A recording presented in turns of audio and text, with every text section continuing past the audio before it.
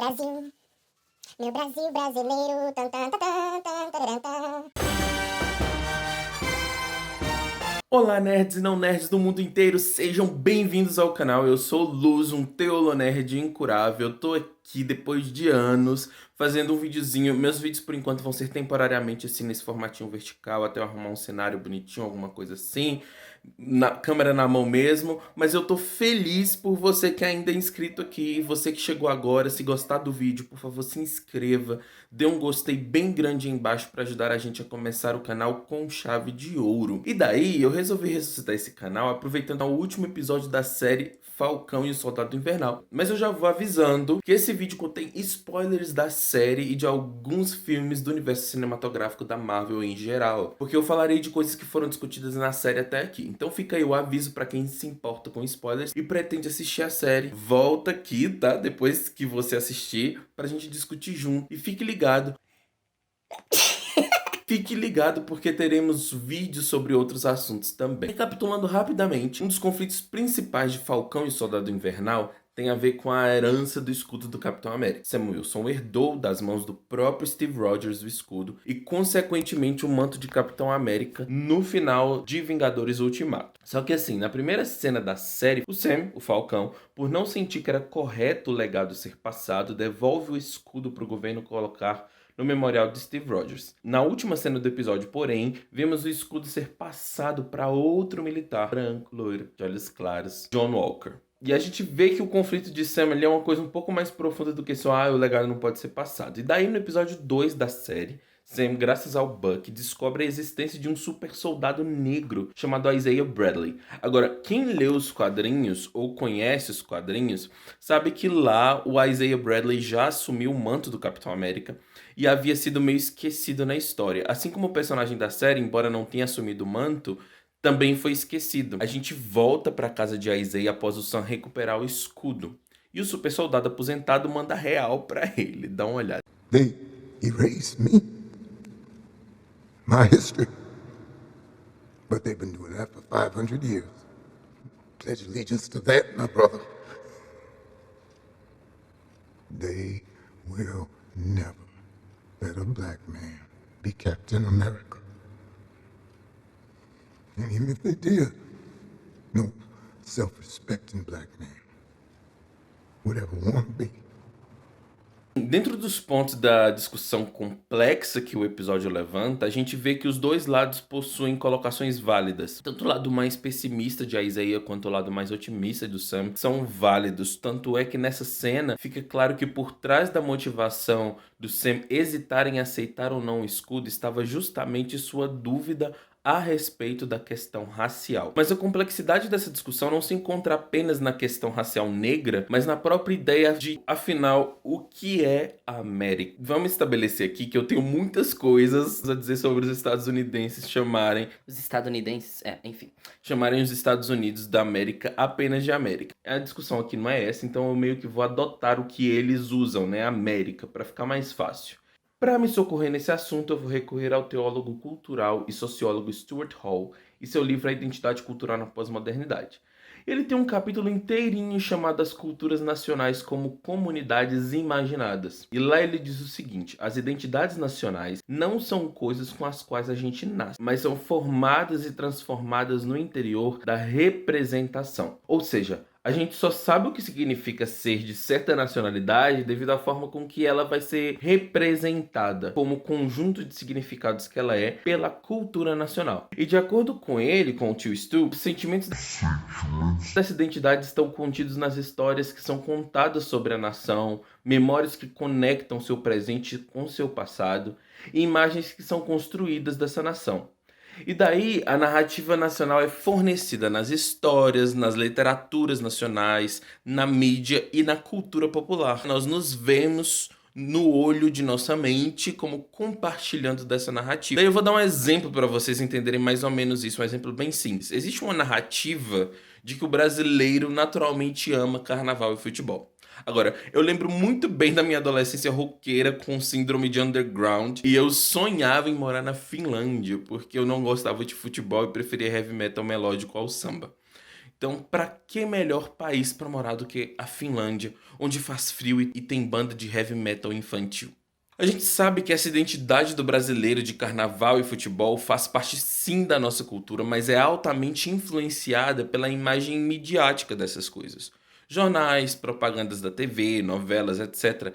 E essas são as narrativas que formam a mente social, a imagem do que é ser brasileiro. E daí pro tio Stu, Stuart Hall, é com base nessas histórias, narrativas e mitos de fundação que a comunidade nacional é imaginada de forma que acaba excluindo o que é diferente dessa narrativa. E daí ele diz que não importa quão diferentes os membros da nação possam ser em termos de classe, de gênero ou até mesmo de raça, uma cultura nacional busca unificar esses membros numa identidade cultural para representá-los todos como pertencendo à mesma grande família nacional. Acontece que, como Hall argumenta, a maioria das nações consiste de culturas separadas que só foram unificadas por um longo processo de conquista e, na maioria das vezes, conquista violenta, ou seja, pela supressão forçada da diferença cultural. Em resumo, a ideia do que representa um país sempre será complexa, porque o país é um território simbólico, repleto de pessoas dos mais diversos grupos étnicos, e a nossa história mundial deixa claro que esses diferentes grupos nem sempre estão em harmonia com as narrativas nacionais. Daí, ok, se a gente entra em toda aquela ideia do sonho americano e do American Way of Life, a gente está cansado de ver que a nacionalidade livre dos Estados Unidos é disponível apenas para alguns, não para todos. Eu preciso dizer aqui que eu nunca morei nos Estados Unidos. Então essa é uma discussão que eu estou propondo, que ela é teórica, ela é baseada no que eu leio e consumo no geral sobre a realidade de lá, mas não é difícil achar materiais na internet sobre o assunto, vindos de pessoas que nasceram e moram lá a vida toda. Por exemplo, a jornalista do The New York Times Magazine, a Nikole Hannah-Jones, fala sobre isso num texto magnífico, que inclusive eu vou deixar o link na descrição, que se chama Negros Fizeram dos Estados Unidos uma Democracia. E daí ela vai falar sobre como os ideais fundadores da democracia norte-americana eram falsos quando eles foram escritos. E daí foram as lutas pelos direitos civis dos negros que lutaram para tornar esses ideais verdadeiros dentro da democracia norte-americana. E é por isso que eu acho muito importante que a série Falcão e o Soldado Invernal tenha incluído a cena do Buck pedindo desculpas pro Sam. Porque nem ele nem o Steve conseguiram pensar no fato de que herdar aquele escudo poderia significar coisas muito diferentes para uma pessoa negra e para uma pessoa branca. E daí essa não é a primeira vez que eu vejo uma discussão tipo essa numa série. Em Lovecraft Country da HBO, por exemplo, o protagonista Ericus Freeman vai para a Guerra da Coreia com o exército norte-americano e seu pai, que é um militante, para de falar com ele por ter escolhido arriscar sua vida para lutar por um país que não se importa com ele. Que é algo muito parecido com o que a própria Sarah, irmã do Sam, fala para Carly Morgenthau, a outra personagem vilã da série, no episódio 4. E daí assim, Se uma pessoa preta carrega o escudo do Capitão América, isso significa que ela está reforçando a narrativa falsa da América Livre, ou ela está tornando real essa narrativa para grupos que não estavam inclusos nessa narrativa, no caso, antes. Por exemplo, se você pega a perspectiva da Nikole Hannah-Jones, a jornalista que citei aí em cima e que deixei o link embaixo, ao assumir o manto, Sam estaria levando a América para o seu ideal de nação democrática, que é mentiroso atualmente, mas o Sam estaria levando a América um pouco mais para perto desse ideal.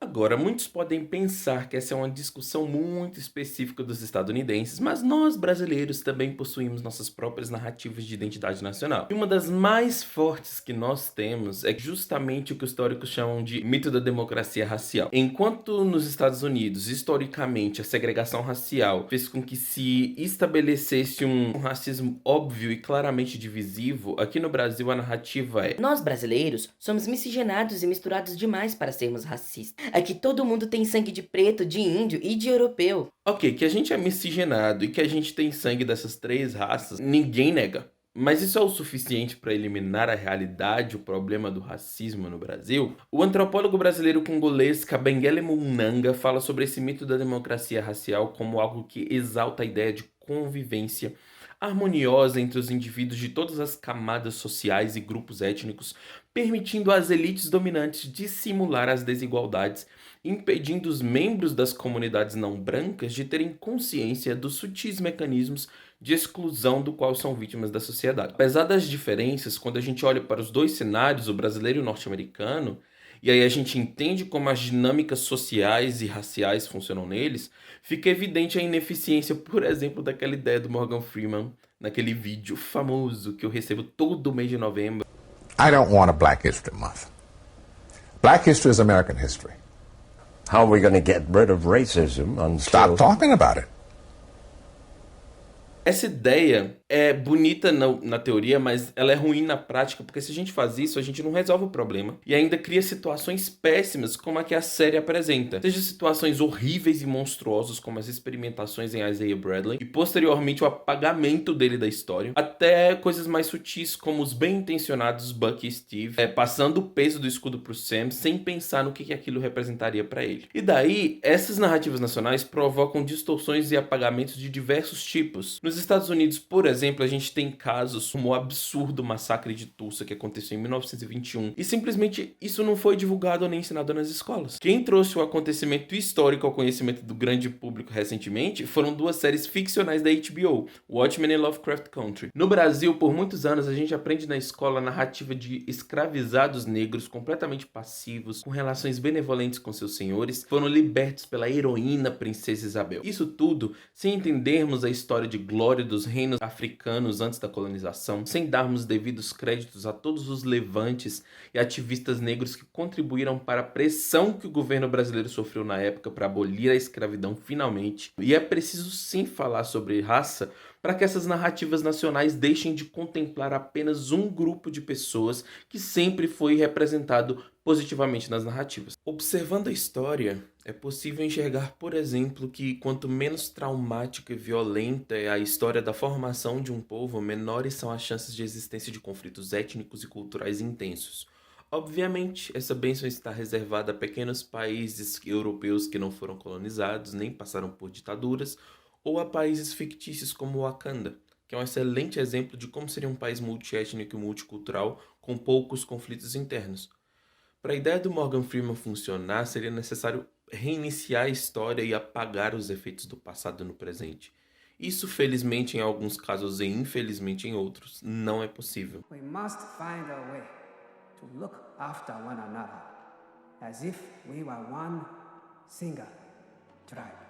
Pessoalmente, eu já encontrei um conflito parecido com o legado do escudo na minha vida, guardadas as devidas proporções, óbvio. E já me perguntaram mais de uma vez como eu consigo ser um preto cristão consciente, sendo que foram cristãos os responsáveis pela colonização e escravidão do Ocidente. Nessa discussão aí, por mais que eu entenda e nunca criticaria alguém que pensa como Isaiah, eu sou mais time Sam Nicole. Eu entendi que existe uma parte da história bíblica e também do cristianismo que foi perdida e precisa ser resgatada para a gente chegar perto do ideal que é o cristianismo.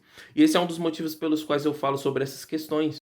Agora, quando eu digo que eu tô do lado do Sam, o que eu tô querendo dizer é que não que eu acredite em patriotismo e em nacionalismo, mas que quando você está num sistema tão grande assim e você tem a oportunidade de ter um mínimo de poder para subverter os símbolos que alimentam um sistema excludente e transformar esse símbolo em algo que inclui pessoas e faz com que elas tenham acesso à narrativa, eu acho que isso é o certo a se fazer. Eu vou concluir o vídeo com uma citação do teórico estadunidense Mike Hearn. Ele fala sobre racismo colorblind, que é uma ideia mais ou menos parecida com o mito da democracia racial, que prega pra gente não ver cor, mas acaba perpetuando relações racistas sutis sem questionar. Hearn fala sobre racismo no contexto religioso, mas eu acho que a citação também vale para relações sociais no geral, nas narrativas nacionais que a gente conta. Abre aspas, o desafio para a igreja evangélica é praticar uma teologia da imagem de Deus que intencionalmente celebra a etnicidade e a cor, reconhecendo a soberania e bondade de Deus em criar pessoas como elas são.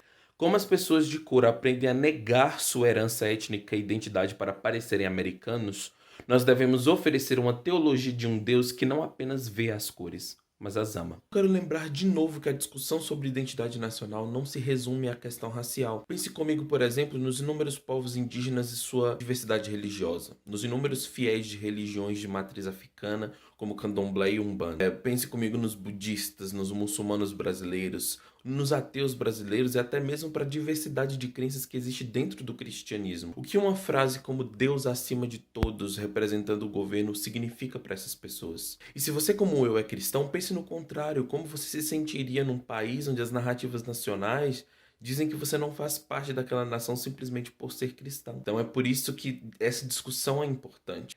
Sam Wilson herdar o manto de Capitão América nos quadrinhos, mais de uma vez inclusive, já havia levantado questões acaloradas e reclamações de pessoas que não entendem a importância da inclusão de diferentes grupos que fazem parte de um país nas narrativas que constroem esse país. E a plataforma da Marvel, gente, é grande demais para que ela não afete a narrativa do que significa ser americano. Por isso, mesmo com as minhas críticas à Disney, o histórico dela de passar pano para racismo, a gente precisa reconhecer a importância dessa discussão num veículo como Falcão e o Soldado Invernal. Inclusive, eu confesso que chorei na cena em que o Sam leva o Isaiah Bradley pro memorial que fizeram para ele, que isso tem acontecido com frequência hoje. Hoje em dia, os pretos estão chegando em lugares de poder que antes eles não chegavam, nas universidades, nos governos, na mídia, trazendo de novo histórias que foram esquecidas, histórias de negros que foram esquecidos, seja pelas suas lutas, seja pelo seu sofrimento, seja pelas suas vitórias. Então, isso sim é algo que precisa ser feito mais e mais, não só pelos negros,